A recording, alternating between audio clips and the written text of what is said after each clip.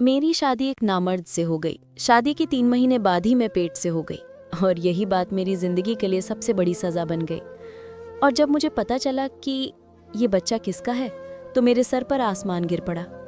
कभी कभी सब कुछ इंसान के सोच से पैर होता है और मेरे साथ भी कुछ ऐसा ही हुआ। मेरा नाम शीला है। मेरी उम्र लगभग 34 साल हो चुकी थी, पर अभी तक मेरी शादी नहीं हुई थी क्योंकि मेरे माँ बाप बचपन में ही गुजर चुके थे और मेरे ऊपर मेरी 2 छोटी बहनों की जिम्मेदारी भी थी। छोटी मोटी नौकरी करके अपना और अपनी बहनों का पेट पाल रही थी। कुछ दिन बाद मैंने अपनी दोनों बहनों की शादी करवा दी। अपनी दोनों बहनों की शादी के बाद अपने ही घर में मैं अकेली रह गई थी। माँ बाप का साया तो बहुत पहले ही उठ गया था और अब तो मेरी बहनें भी पराई हो चुकी थी। अकेलेपन की वजह से अब मुझे भी किसी के साथ की ज़रूरत थी। मुझे अपनी ज़िंदगी में ऐसे साथी की ज़रूरत महसूस होती जा रही थी जो मेरी तन्हाई को दूर करके मेरी ज़िंदगी को खुशियों से भर दे। पर मेरे घर में कोई था ही नहीं और मेरी उम्र ज़्यादा होने की वजह से मेरे लिए कोई अच्छा रिश्ता भी नहीं आता था। मेरे दिन कुछ यूं ही गुजर रहे थे कि एक दिन मैं बाजार गई थी तो वहाँ मेरी बहुत पुरानी सहेली मुझे मिल गई। हम दोनों एक दूसरे से बहुत दिन बाद मिले थे। उसकी शादी हो चुकी थी और उसके बच्चे भी हो गए थे। उसने अचानक मेरी शादी के बारे में पूछा तो मैंने भी उसे सब कुछ बता दिया। बातों ही बातों में उसने मुझे बताया कि उसका एक भाई है जिसकी उम्र लगभग 41 साल के करीब हो गई है। उसकी शादी हुई थी पर उसकी पत्नी इसलिए उसे छोड़कर चली गई क्योंकि उसका भाई अपने पत्नी को औलाद की खुशी नहीं दे सकता था। मेरी सहेली के घर में पैसे रुपए की कोई कमी नहीं थी, बस एक कमी थी तो उसके भाई की कि वो औलाद पैदा नहीं कर सकता था। अभी वो मुझे यही सब बातें बता ही रही थी कि मेरे मुंह से अचानक निकल गया कि तुम अपने भाई की शादी मुझसे करवा दो और मैं तुमसे ये वादा करती हूँ कि कभी भी मैं तुम्हारे भाई को छोड़कर नहीं जाऊंगी और ना ही उन्हें किसी बात के लिए ताने दूंगी। मेरी बातें सुनकर मेरी दोस्त हैरान हो गई। उसने कहा, इतनी बड़ी सच्चाई जानते हुए भी कि मेरा भाई कभी बाप नहीं बन सकता, तब भी तुम मुझसे शादी करने को तैयार हो? मैंने उससे कहा कि इस तरह से जीने से तो अच्छा है कि मैं तुम्हारे भाई का सहारा बन जाऊं और वो मेरा सहारा बने। आखिर मैं कब तक अकेली रहूंगी? मेरा हाल तो ऐसा है कि अगर मैं मर जाऊं तो किसी को कानो कान खबर तक नहीं होगी। मेरी सहेली मेरा ये फैसला सुनकर तो बहुत खुश हुई क्योंकि उसके घर में एक औरत की ज़रूरत थी। उसकी माँ बहुत पहले ही गुजर चुकी थी। उसका भाई अपने बूढ़े आप के साथ रहता था। उसने कहा, ठीक है, ये बात अपने भाई से पूछ कर बताऊंगी। वैसे तुम इस शादी को पक्का ही समझो क्योंकि मेरे भाई को तुम्हारे ही जैसे किसी साथी की ज़रूरत है। 1 से 2 दिन गुजरते के बाद मेरी सहेली मेरे घर आई और वो बहुत ही खुश थी। उसने कहा, भैया शादी के लिए तैयार हैं, पर उनकी एक शर्त है। मैंने घबराकर पूछा कि शर्त क्या है? उसने कहा, बस यही कि उसका भाई ये चाहता है कि दुनिया को उसके नामर्द होने की बात कभी भी पता ना चले। मैंने कहा, बस इतनी सी बात? तुम और तुम्हारे भाई इस बात के लिए बेफिक्र रहो। मैं भला क्यों दुनिया को बताने जाऊंगी कि मेरा पति नामर्द है। अगले कुछ दिनों में मेरी और रामू की शादी बड़े धूमधाम से हुई। लोग तो ये देखकर हैरान थे कि एक अकेली लड़की का कैसे इतना अच्छा रिश्ता मिल गया। मैंने ये बात अपनी बहनों को भी नहीं बताई कि मेरा पति नामर्द है।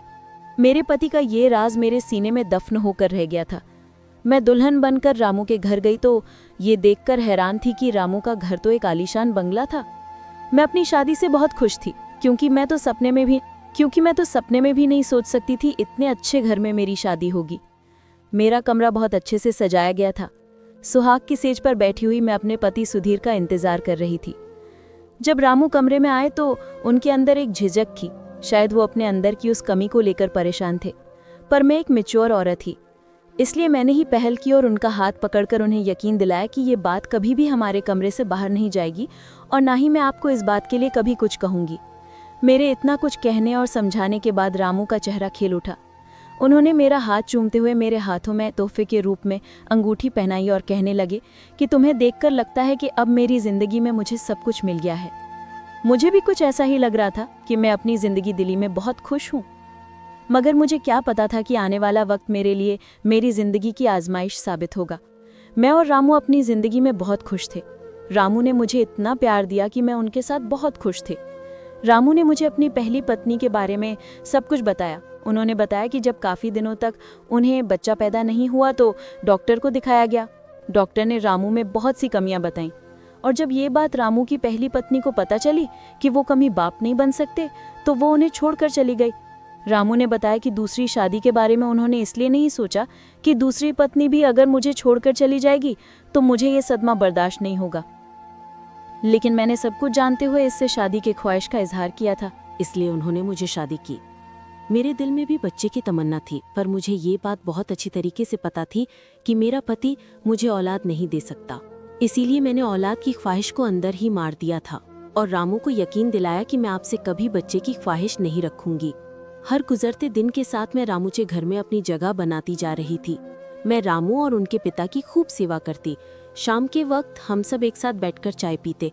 रामू को ऑफिस से आने में लेट हो जाता, इसलिए मुझे बोरियत महसूस होती तो मैं अपने ससुर जी से बातें करती। उनका भी दिल बहल जाता और मेरा वक्त भी गुजर जाता। मेरी शादी को 3 से 4 महीने गुजर चुके थे, पर कुछ दिनों से मुझे महसूस हो रहा था कि मेरी तबीयत कुछ ठीक नहीं है। एक दिन हम सब खाने की टेबल पर बैठे हुए थे, तभी अचानक मुझे चक्कर सा आया और मैं गिरते गिरते बची। मेरी हालात देखकर रामू ने मुझे कहा कि लगता है तुम बहुत कमज़ोर हो गई हो, अपने खाने पीने का ख्याल तो रखती नहीं हो। ठीक है, खाना खाने के बाद हम तुम्हें डॉक्टर के पास लेकर चलेंगे ताकि तुम्हें डॉक्टर कुछ ताकत की दवाइयाँ दे दे और तुम खाना अच्छे तरीके से खाने लगो और तुम्हारे अंदर की कमज़ोरी भी दूर हो जाए। पर मैं डॉक्टर के पास नहीं जाना चाहती थी, पर रामू ने मेरी एक नहीं सुनी। ऑफिस जाने के वजह वो तो मुझे डॉक्टर के पास लेकर चले गए। डॉक्टर ने मेरा चेकअप किया और चेकअप करने के बाद जो कहा उसे सुनकर तो हम दोनों पति पत्नी सुन रह गए। डॉक्टर ने बड़ी खुश होकर ये खबर सुनाई, पर यह खबर सुनते ही हम दोनों के चेहरे की हवाइयाँ उड़ गईं। मैं और रामू बहुत ही अजीब नज़रों से एक दूसरे को देखने लगे, क्योंकि मुझे और रामू को ये बात बहुत अच्छी तरीके से पता थी कि रामू कभी बाप नहीं बन सकते। तो फिर ये बच्चा किसका है? आखिर में प्रेग्नेंट हुई तो हुई कैसे? डॉक्टर के हाथ से रामू ने रिपोर्ट ली और बिना कुछ कहे बाजू से मुझे पकड़कर गाड़ी तक ले आए और इतनी तेज रफ्तार में गाड़ी चलाई कि मेरी चीख ही निकल गई। मुझे भी कुछ समझ में नहीं आ रहा था कि आखिर हो क्या रहा है। हम दोनों घर पहुंचे तो मेरे ससुर जी हमारे इंतजार में बाहर बैठे हुए थे। हम दोनों को घर आता देख फिक्रमंदी से पूछने लगे, बहू की तबीयत कैसी है बेटा, डॉक्टर ने क्या कहा है? रामू के गुस्से का पारा हाई था। उन्होंने उस समय कहा कि आपकी बहू प्रेग्नेंट है, जबकि ये बात मैं बहुत अच्छे तरीके से जानता हूँ कि ये बच्चा मेरा नहीं है। रामू की बातें सुनते ही मेरे ससुर जी रामू से कहने लगे, तुम ये सब कैसी बातें कर रहे हो? मैं हॉल में पड़े सोफे पर गिर गई, क्योंकि मुझ में इससे ज्यादा बर्दाश्त करने की हिम्मत नहीं थी। मैं बेकसूर थी, लेकिन मेरा पति चीख चीख कर मुझे बेइज्जत कर रहा था। रामू की बात सुनकर मेरे ससुर जी गुस्से में कहने लगे, थोड़ा सोच समझकर तो बात किया करो और इस तरह अपनी पत्नी पर इल्जाम लगाने से पहले कुछ तो शर्म करो। अपने ससुर जी की बातें सुनकर मुझे थोड़ी हिम्मत मिली। मैंने रोते हुए कहा कि मैं नहीं जानती कि ये बच्चा मेरे पेट में कैसे आया, लेकिन मैं इतना जरूर जानती हूँ कि आपके सिवा मेरी जिंदगी में कोई नहीं है। रामू ने गुस्से में कहा, तुम तो चुप ही रहो। आज मुझे समझ में आया कि आखिर तुम्हारी शादी क्यों नहीं हो रही थी, और तुमने मुझे शादी इसीलिए की क्योंकि तुम्हें अच्छे तरीके से पता था कि मैं कभी बाप नहीं बन सकता। इसीलिए बेहतर यही होगा कि तुम अभी और इसी वक्त अपना सामान उठाओ और यहाँ से चली जाओ। मेरे ससुर जी ने रामू को समझाने की बहुत कोशिश की, पर रामू गुस्से में पागल हो चुका था। वो कुछ भी जानना और समझना को तैयार ही नहीं था। रामू ने गुस्से में मेरा हाथ पड़ा और आधी रात को मुझे बाहर निकाल दिया। मैं रोती बिलखती अपने घर वापस आ गई। मेरा और रामू का रिश्ता जहाँ से शुरू हुआ था शायद वहीं पर खत्म होने वाला था। ये सब सोचते सोचते मेरी तबीयत बिगड़ रही थी, पर मुझे अभी भी रामू की ही परवाह थी, क्योंकि मैं उससे बहुत प्यार करती थी। मैं सारी रात रोती ही रह गई और रोते रोते न जाने कब मेरी आंख लग गई, मुझे पता ही नहीं चला। मेरी आंख उस वक्त खुली जब दरवाजे पर दस्तक हुई। मैंने दरवाज़ा खोला तो सामने मेरी नंद खड़ी थी। रोते हुए मैं उसके गले लग गई। रोती रोती मैं उससे कह रही थी कि मैं बेकसूर हूँ और मुझे नहीं पता कि ये बच्चा मेरे पेट में कैसे आया। मेरी सहेली, जो कि मेरी नंद भी थी, वो मुझे समझाकर चली गई। मुझे अपनी सहेली की बात पर बिल्कुल भी यकीन नहीं था। आखिर ये सब वो कैसे ठीक कर सकती थी? बहुत सोचने विचारने के बाद मेरे दिमाग में ये बात आई कि कहीं मेरे ससुर जी ने तो मेरे साथ कुछ गलत नहीं किया, क्योंकि शादी के बाद मेरी जिंदगी में रामू के अलावा अगर कोई मर्द था तो वो थे मेरे ससुर जी। पूरे दिन रात वहीं मेरे साथ रहते थे। रामू तो ऑफिस से घर आने में कभी कभी रात की 1 बजा देते थे। रात का खाना खाने के बाद जब मैं अपने कमरे में जाकर सो जाती थी तो मेरे ससुर जी कहीं मेरे साथ ये सब बातें सोचते ही मेरे रोंगटे खड़े हो जाते। उनका मेरे ऊपर प्यार जताना और हद से ज़्यादा ख्याल रखना आज मुझे कुछ भटक रहा था। इसी सोच विचार के साथ किसी तरह मैंने 1 हफ्ता गुजार दिया और हर गुजरते दिन में भगवान से बस यही प्रार्थना करती कि भगवान मुझे बेकसूर साबित कर दो और मैं अपने पति के साथ दोबारा अपनी ज़िंदगी शुरू कर सकूं। मेरी दोनों बहनें अपनी ज़िंदगी में ऐसे मगन थी कि उन्हें मेरी ज़रा भी परवाह नहीं थी, जबकि मैंने उन्हें माँ बाप की तरह पाला था। एक हफ्ते बाद जब मेरी नंद मेरे पति रामू के साथ मुझे लेने के लिए मेरे घर आई, गंभीर को दरवाजे पर देखकर मैं हैरान रह गई। मुझे कुछ समझ ही नहीं आ रहा था कि आखिर रामू मुझे लेने आए कैसे। लेकिन मेरे लिए तो बस इतना ही काफी था कि मुझे दोबारा रामू की जिंदगी में शामिल होने का मौका मिल रहा था। मैं बिना कुछ पूछे उन दोनों के साथ गाड़ी में जाकर बैठ गई। पर जब घर पहुंची तो मैंने देखा घर को बहुत अच्छे तरीके से सजाया गया था और मेरे ससुर जी ने बहुत खुशी से मेरा स्वागत किया। ये सब देखकर मैं हैरान थी कि आखिर ये सब हो क्या रहा है। मेरी सहेली ने बड़े प्यार से मुझे गले लगाया और मुझे कहने लगी कि तुम्हारा बहुत बहुत शुक्रिया कि तुमने मुझे बाप बनने का मौका दिया। मैंने हैरत से एक नज़र रामू पर डाली तो रामू शर्मिंदगी से नज़र झुकाए खड़े थे। मेरी सहेली यानी कि मेरी नंद ने सारा सच मुझे बताने लगी। उसने बताया कि पापा को तुम्हारे ऊपर विश्वास था कि तुम एक अच्छी लड़की हो, तुम कभी भी कोई गलत काम नहीं कर सकती। ये सब समझने के बाद भैया फिर दोबारा उस लेडी डॉक्टर के पास गए जिसने पहले कभी उन्हें बताया था कि वो कभी बाप नहीं बन सकते। उस डॉक्टर ने भैया को देखते ही पहचान लिया, पर जब भैया ने उन्हें बताया कि मेरी दूसरी पत्नी प्रेग्नेंट है तो लेडी डॉक्टर ने भैया को ऐसा सच बताया जिसे सुनकर उनके सर पर आसमान टूट पड़ा कि भाई के अंदर कोई कमी ही नहीं थी। उनकी पहली पत्नी भैया के साथ रहना ही नहीं चाहती थी, इसीलिए ऐसी दवाइयां इस्तेमाल करती थी कि वो कभी प्रेग्नेंट ना हो, और भैया पर झूठा इल्जाम लगाकर छुटकारा पाना चाहती थी। और इसीलिए उसने पैसे के दम पर झूठी रिपोर्ट बनवाई कि भैया कभी बाप नहीं बन सकते।